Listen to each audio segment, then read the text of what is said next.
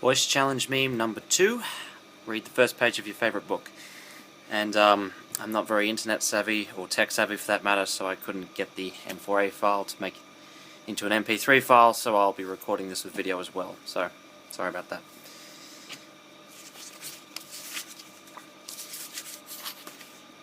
Too old for this shit, muttered Craw, wincing at the pain in his dodgy knee with every other step. High time he retired. Long past high time. Sat on the porch behind his house with a pipe, smiling at the water as the sun sank down, a day's honest work behind him. Not that he had a house, but when he got one, it'd be a good one. He found his way through a gap in the tumble-down wall, heart banging like a joiner's mallet. From the long climb up the steep slope, and the wild grass clutching at his boots, and the bullying wind trying to bundle him over. But mostly, if he was honest, from the fear he'd end up getting killed at the top. He'd never laid claim to being a brave man, and he'd only gotten more cowardly with age. Strange thing, that. The fewer years you have to lose, the more you fear of losing him. Maybe a man just gets a stock of courage when he's born and wears it down with each scrape he gets into. Craw had been through a lot of scrapes, and it looked like he was about to snag himself on another. He snatched a breather as he finally got to level ground, bent over, rubbing the wind-stung tears from his eyes, trying to muffle his coughing, which only made it louder.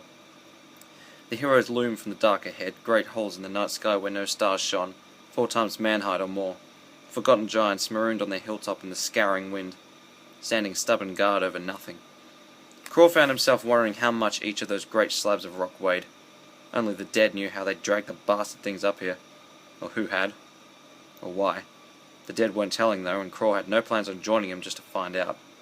He saw the faintest glow of firelight now at the stone's rough edges, heard the chatter of men's voices over the wind's low growl. That brought back the risk he was taking, and a fresh wave of fear washed up with it.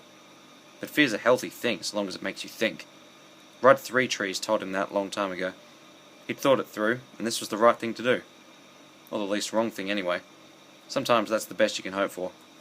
So he took a deep breath, trying to remember how he'd felt when he was young and had no dodgy joints, didn't care a shit for nothing. Picked out a likely gap between 2 of those big old rocks, and strolled through.